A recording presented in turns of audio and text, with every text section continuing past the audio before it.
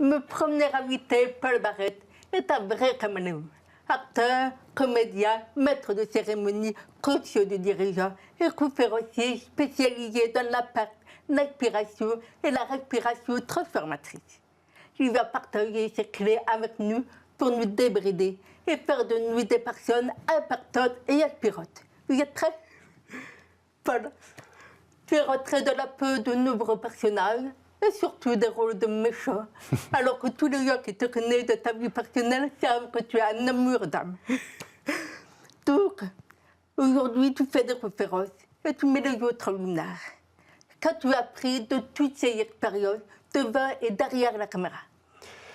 Je pense que la chose la plus importante que j'ai découvert, c'est que moi qui cherchais à travers les directions différentes, en fait, la même chose. Je cherchais toujours la présence.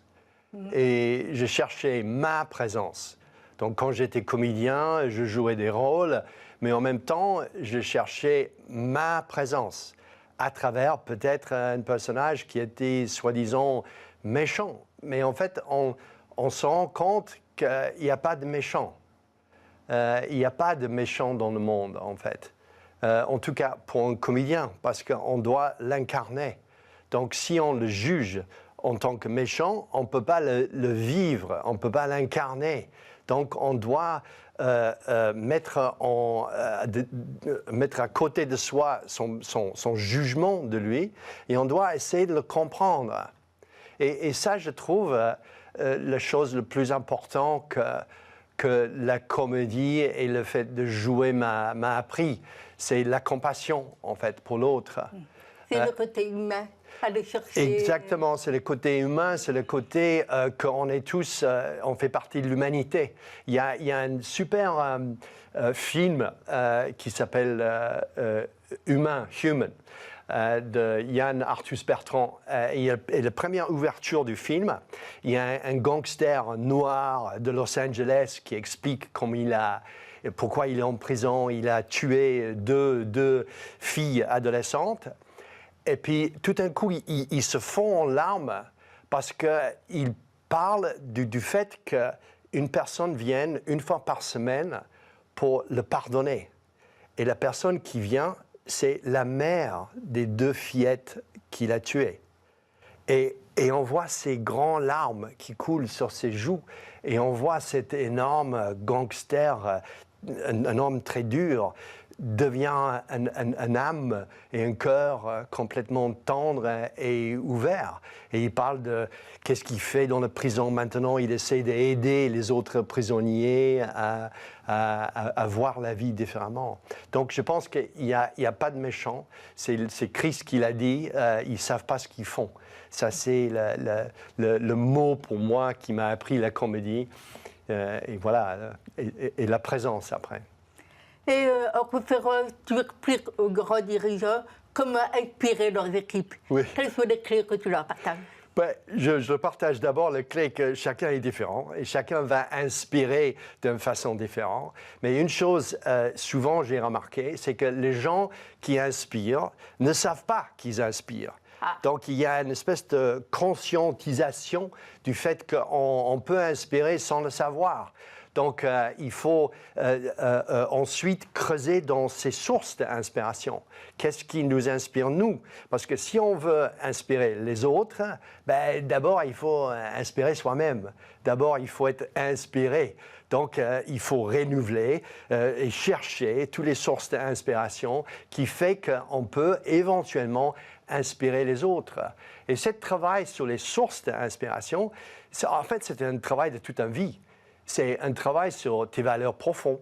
C'est un travail sur qu'est-ce qui te fait vibrer, qu'est-ce qui te passionne, qu'est-ce qui fait que tu as envie d'inspirer les autres, en fait. J'ai travaillé avec un dirigeant une fois et on a préparé un peu sa prise de parole et il m'a parlé parce que c'était un commerçant, quelqu'un qui était dans une famille de commerçants et qui est devenu PDG d'un grand groupe de distribution. Mais son histoire familiale était une famille de commerçants. Et à un moment donné, il parlait d'un tablier en cuir qu'il avait en tant qu'enfant. et que le jour où ses parents lui ont donné ça, a donné cet tablier en cuir, et comment il était fier. Et tout d'un coup, cette mémoire est devenue pour lui une source d'inspiration. Et dans sa conférence, il a parlé de ça.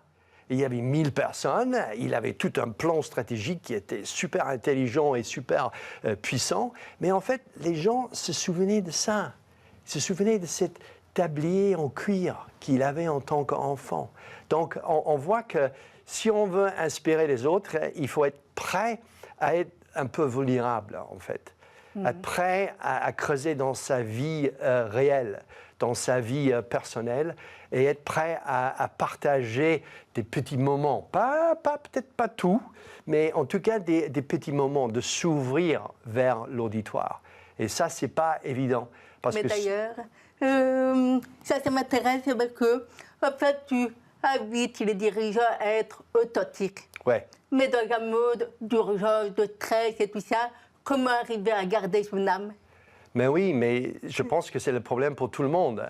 C'est dès qu'on est devant un challenge qui est très important ou devant le stress, tout simplement, comment est-ce qu'on garde sa propre authenticité?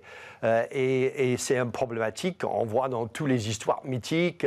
Les héros sont toujours confrontés avec des dangers, des difficultés, les challenges.